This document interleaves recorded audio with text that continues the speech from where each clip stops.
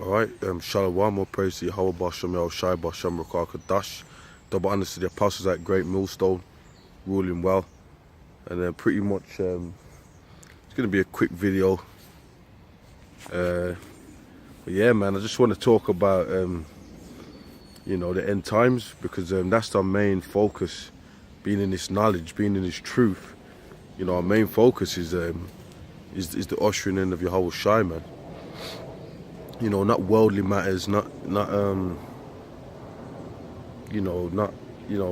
look, let's go to the book of Acts 1 and 6. When Yahweh Shai was on the scene, the disciples asked him, what did they say? They asked him, are you at this time going to come and restore the kingdom to the nation of Israel? Because they wanted to know back then, are we going to get in the kingdom? We don't, what when you put it into perspective, mate, then you know what right man in his right mind, you know, doesn't want to be in the rulership seat. You know, that's what you got to ask yourself. What individual in his right mind does not want to be in a power seat, does not want to see his king in a power seat, you know, doesn't want the earth to be in order? Okay, so the disciples were asking, oh, you're going to restore the kingdom now? Because when Yahweh Shai went back then, they thought that, hey, maybe he's going to jack the Romans up then. But the worst part about it is, you know, he was set up to die for the sins of the nation of Israel, and he got crucified.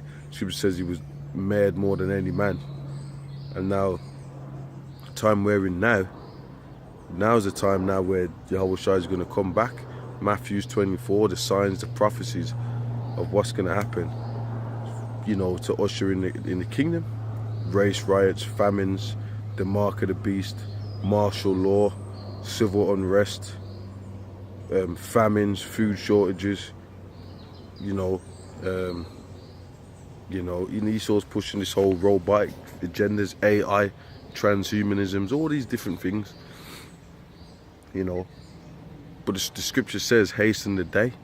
So you're supposed to want these things to come. You're supposed to want. I'm talking about people that you're calling yourself reading the Bible, mate, and you're calling yourself, yeah, I believe in the scriptures, I believe in the Most High.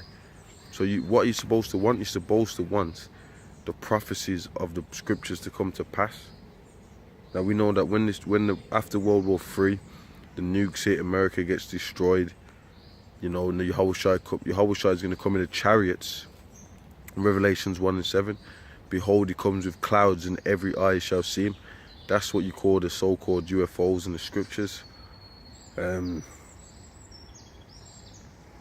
we know that, when that happens, man, the armies of the earth, they're gonna be done away with, they're gonna be destroyed. You know, the armies of Esau. Okay, Esau's armies, they're gonna be done in what you can call it like a galactic battle.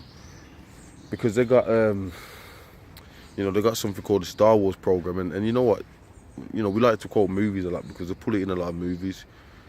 When you watch the movie, actually even the series Star Trek, mate, they've got things in that alluding to what we're talking about. Star Wars, even, they got the ships and stuff like that. So, it all kind of just centered around the same point, man. That the actual day that's gonna happen. So, they know that. So that's why they've put it in there. They've put it in there because they know that it's gonna happen.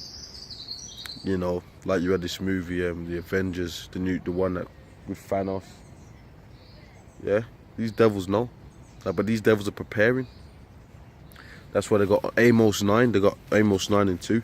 They got bunkers, they got cities, they got underground bunkers, cities and things. They got space retreats, and they're fighting because they want to keep their kingdom. But we know, according to the word, that they're not going to keep it. They're going to lose it, and then it's going to be given unto Israel. That's in the book of Daniel 7.